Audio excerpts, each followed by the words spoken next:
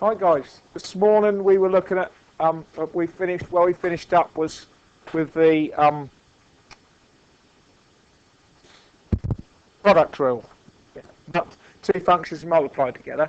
So the second one to look at is the quotient rule. Quotient being a fancy mathematical term for a fraction. Yeah. So this is where we've got something like what you've got on the board here. And in your notes, where we've got our function on the top divided by another function,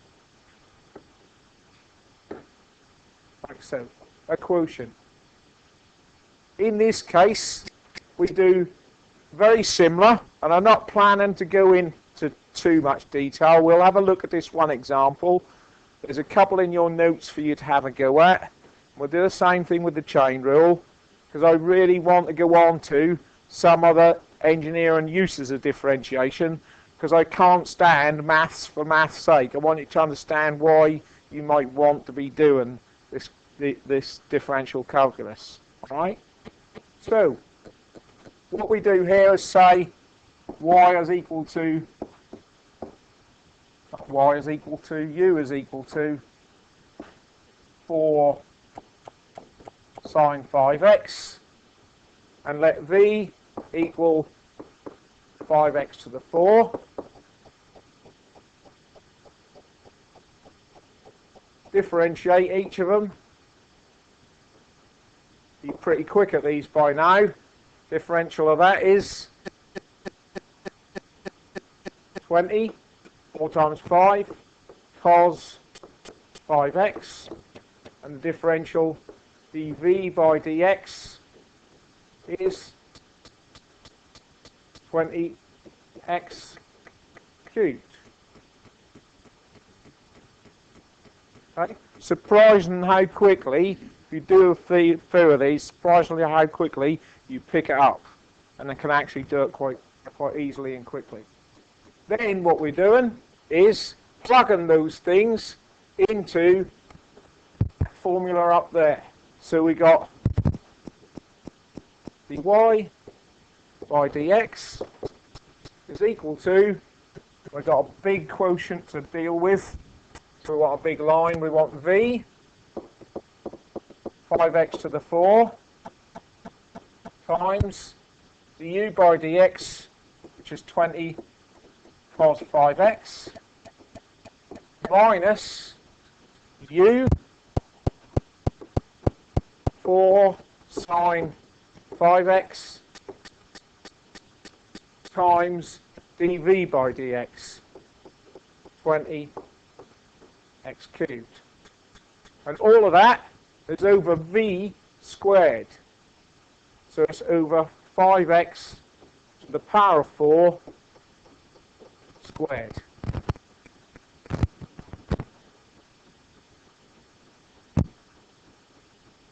And perhaps there's some simplification involved in there. dy by dx, we've got a 20 and a 5 there. We can combine together into 100 x to the 4 cos 5x. Take away 20 times minus 4 is minus 80 sine 5x, and all of that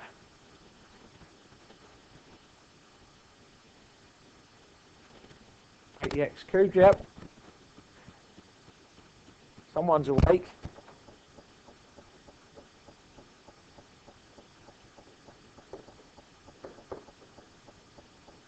Sine 5x. That just goes to show how easy it is to accidentally miss something out, particularly under pressure in an examination. I do understand that, because I make the same mistakes. How can I simplify that down the bottom there? Yeah, we square the 5. We also multiply these indices.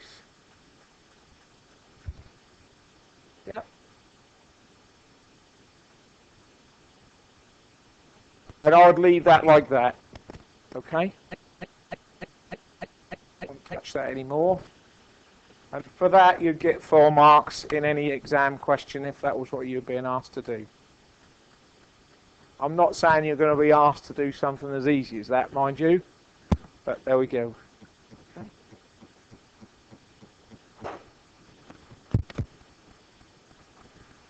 So that's differentiating a quotient. Okay, as long as you plug things in carefully and make sure you include all the x to the cube terms and 4 terms, not like me, okay, should be okay. So on the next page of your notes, there's a couple that at some point you can have a go at. Where we do this, and you get stuck, let me know. We'll just go through the next session. Okay?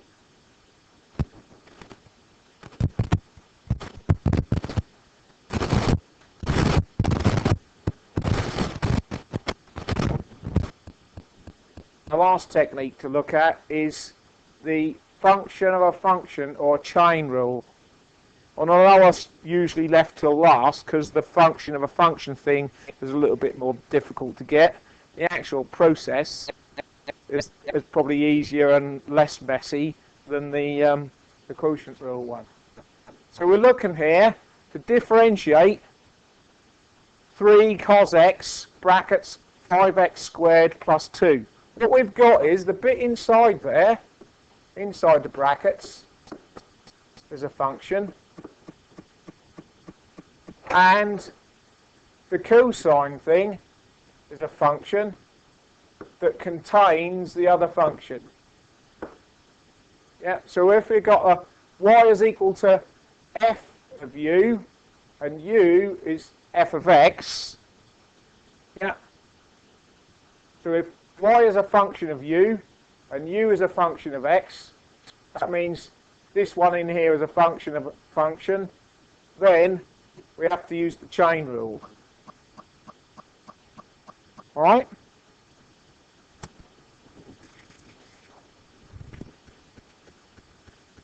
So, process for the chain rule.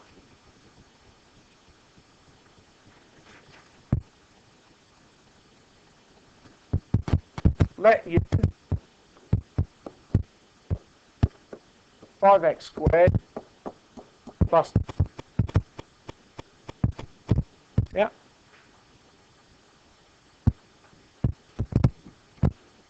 in differentiator. So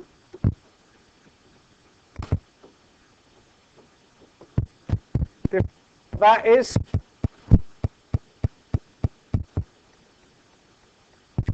differential 5x squared of the constant 2 is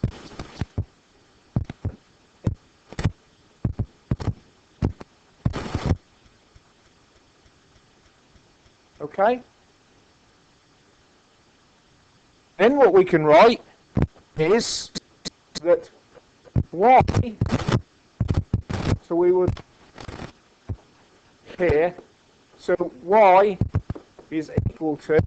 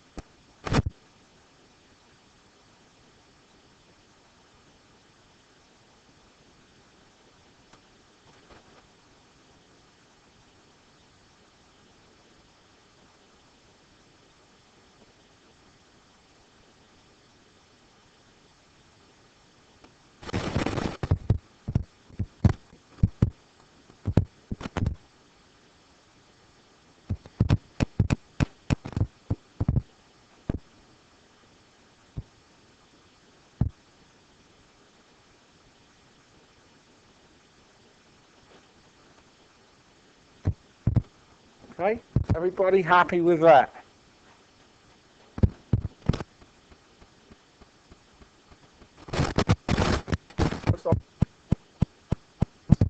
A fun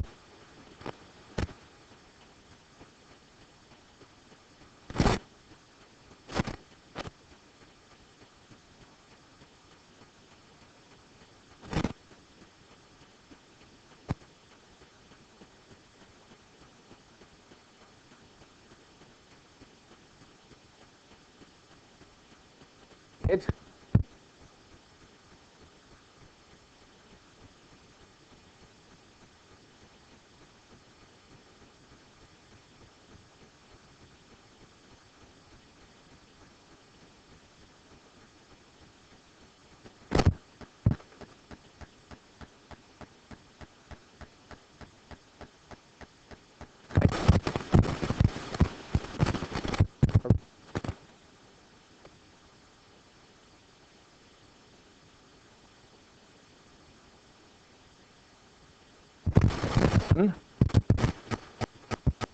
Brackets in a row and multiply them all out, and you'll have a x term to the power 7 and 1 to the power 6 and lots of constants in there. There's a minefield for mistakes. Function there, and to the power 7 containing function chain rule.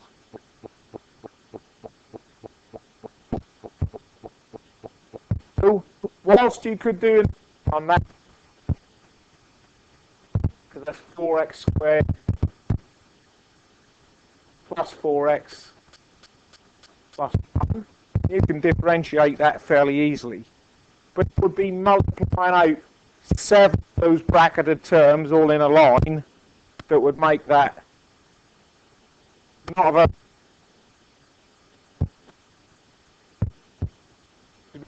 doing that and then multiplying the result by the bracketed term again and again and again 7 times, and then with a function that goes across the page about 3 times, it's better to use the chain rule.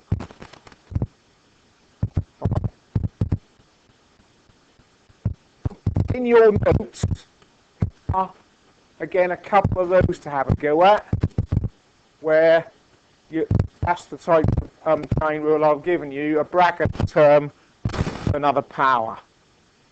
Again, you got those. See, I notice I haven't put the answers on. These ones should, if you've got the book, you should be able to find those examples. They are in there somewhere, I'm pretty sure.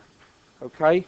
And there's plenty of others for you to have a go at and practice. See if you get the answers that are in the book. If you're particularly stuck on any of them, it could be because I ain't taught you enough to do the particular one. That could be just you're stuck, need some help. Let me know and we can go over it when we find some time. Alright? Is everybody happy with that? Because I'd like to just move on now, go through the typical use of differentiation in engineering.